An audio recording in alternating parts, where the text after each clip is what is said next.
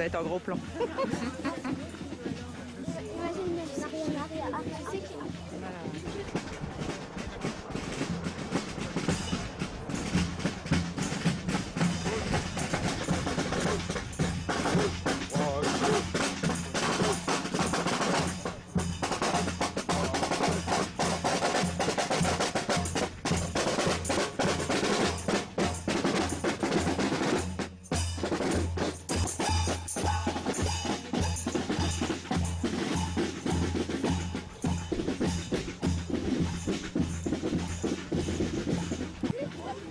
Monsieur le maire. Combien la marche? Normalement, je dois être devant.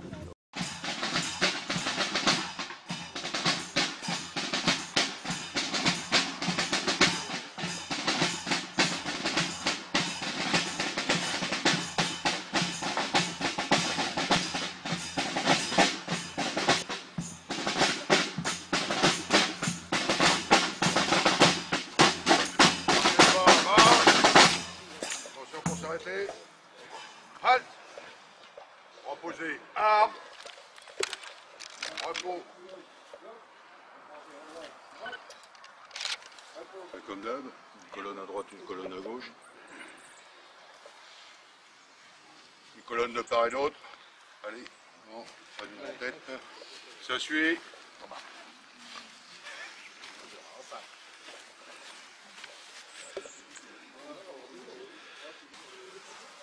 Bon, Pierre, tu prends la situation en main. Ça y est, c'est fait.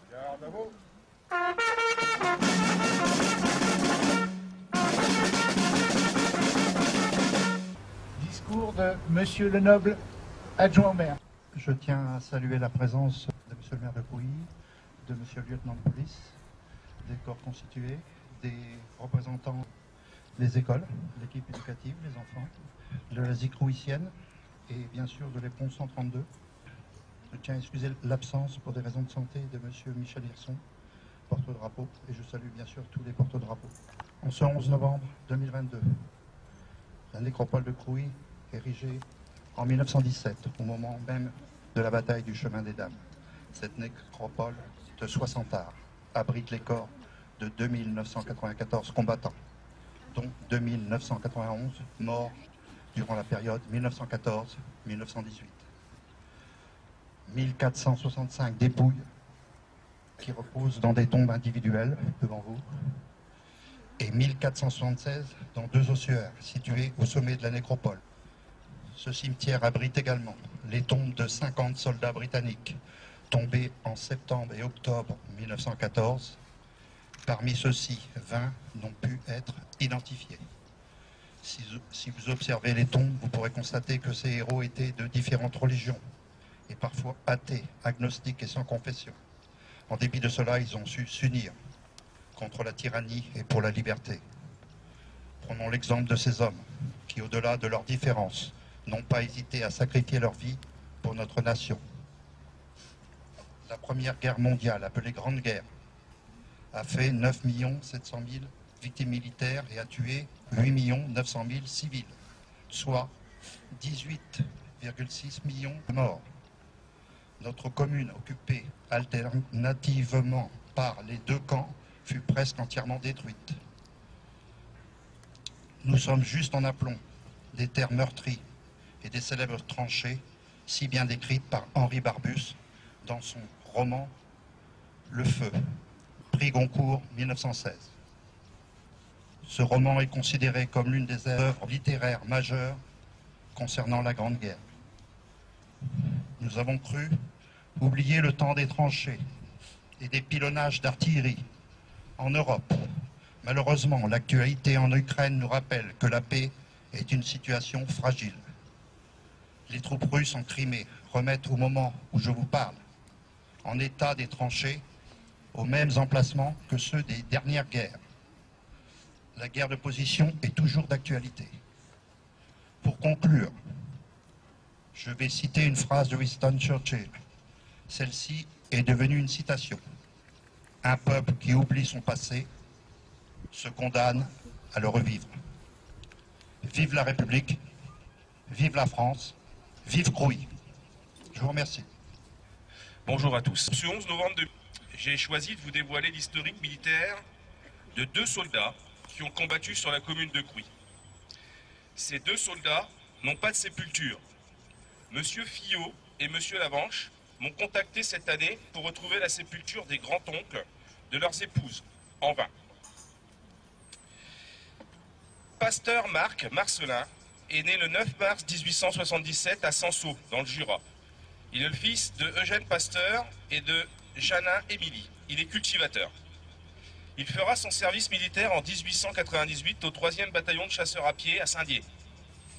Il sera incorporé à la mobilisation au 15e BCP de Montbéliard et enfin dans la réserve du 55e BCP, celui que nous représentons aujourd'hui. Il participera aux batailles suivantes: l'Alsace en 1914, la bataille de la Marne, Vincy-Manœuvre en septembre 14, la bataille de l'Aisle, Vingré, septembre 14, Missy-sur-Aisne, Vély, Soupir, Bussy-le-Long, d'octobre à décembre 14. Le 8 janvier 1915, il attaquera la côte 132 de Crouy avec les tirailleurs marocains. Il sera porté disparu le 9 janvier 1915. Renseignement pris auprès de la Croix-Rouge, il aurait été enterré par les Allemands aux alentours de Soissons. À ce jour, sa dépouille est introuvable. Il sera décoré à titre posthume de la médaille militaire et de la Croix de guerre. Le Bozec Yves est né le 29 mars 1898 à Guingamp, dans les Côtes-d'Armor. Il est le fils d'Eugène Le Bozec et de Marie-Clémence Égara. Il est instituteur. Il sera incorporé le 17 avril 1917 au 41e Héry de Rennes, puis au 47e Héry de Saint-Malo, le 13 novembre 17. Et enfin au 5e Héry de Falaise, le 5 mars 18.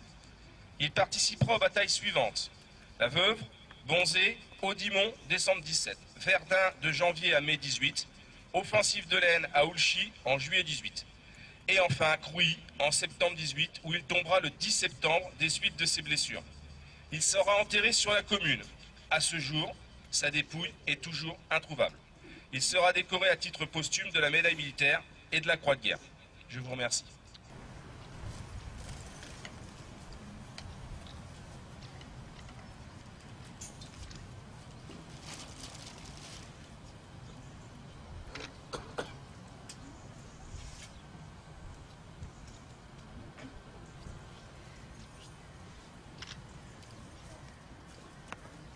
Dépôt de gerbe par le comité des anciens combattants, par M. Carillon.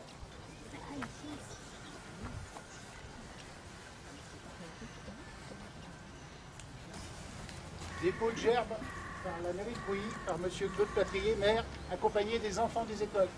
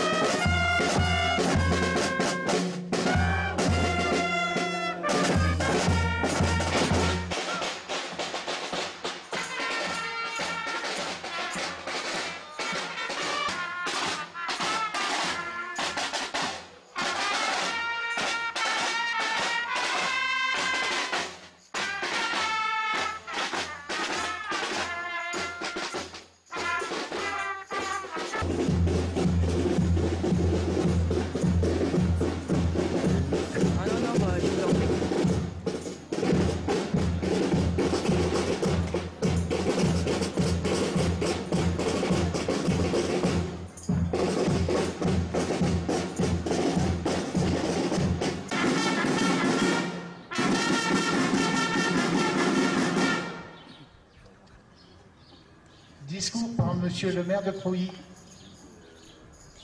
22. Journée nationale de commémoration de la victoire et de la paix. Hommage à tous les morts pour la France. De Monsieur Sébastien Lecornu, ministre des Armées, et de Madame Patricia Miralles, secrétaire d'État aux anciens combattants et à la mémoire. La nouvelle de la victoire se répand à la volée dans tout le pays de clocher en clocher. L'écho du clairon vient d'annoncer la fin d'un conflit qui a éprouvé le monde et décimé les hommes. La fureur du canon s'est enfin tue, couverte par un immense éclat de joie. 11 novembre 1918, il est 11 heures. C'est l'armistice. Pour des millions de soldats venus du monde entier, c'est la fin de 4 terribles années de combat. Le soulagement est immense. La guerre est finie. Mais pour les survivants commence un funeste décompte. Celui d'1,4 million de soldats français tombés au champ d'honneur. De 4 millions de nos militaires blessés ou mutilés.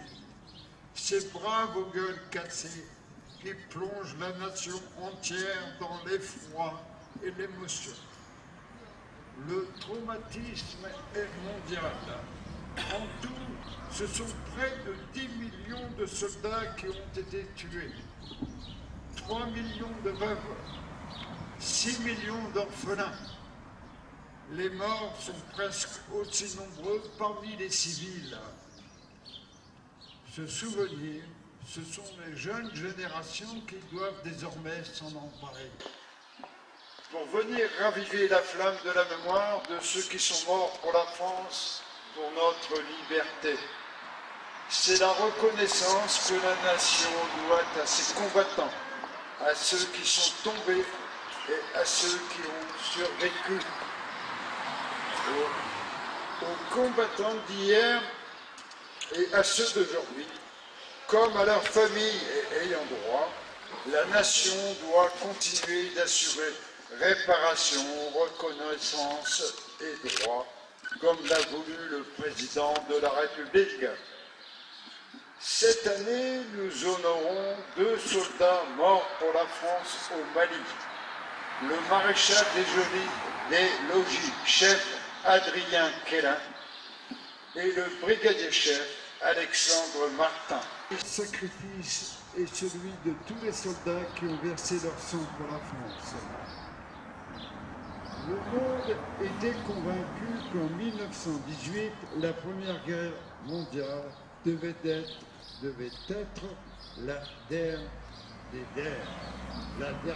dernières. Nous savons ce qu'il advint de cet espoir malheureux.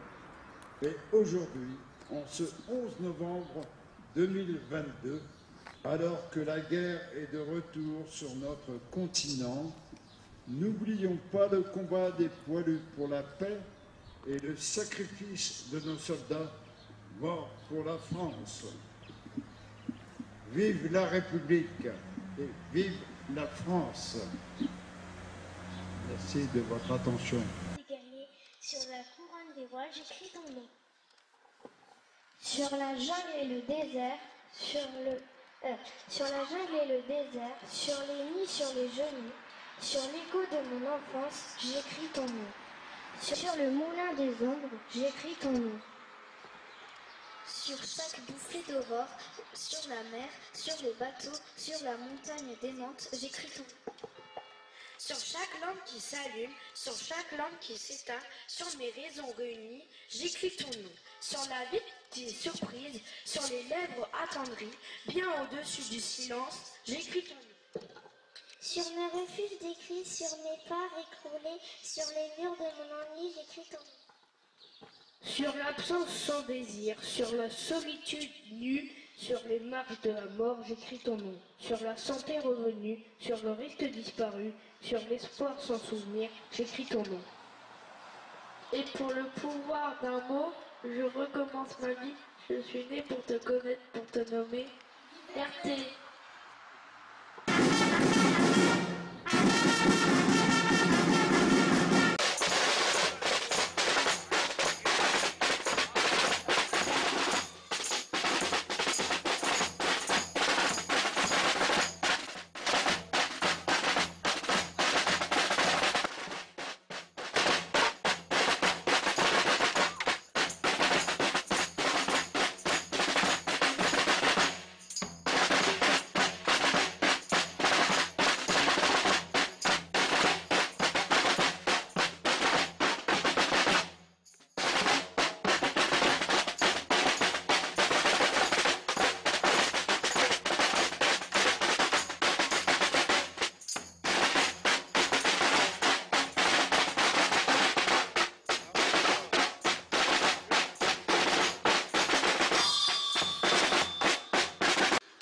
Va se terminer, est terminé. Donc, je peux remercier quelques personnalités, quelques cruciens. Tout d'abord, les adjoints, messieurs et mesdames les adjoints, les conseillers municipaux présents. Je vais certainement oublier quelques personnes. J'ai aperçu monsieur Daniel Moitié, ancien maire de la commune. Sur les murs de mon ennui, j'écris ton nom. Sur l'absence sans désir, sur la solitude nue, sur les marches de la mort, j'écris ton nom. Sur la santé revenue, sur le risque disparu, sur l'espoir sans souvenir, j'écris ton nom. Et pour le pouvoir d'un mot, je recommence ma vie. Je suis né pour te connaître, pour te nommer. RT.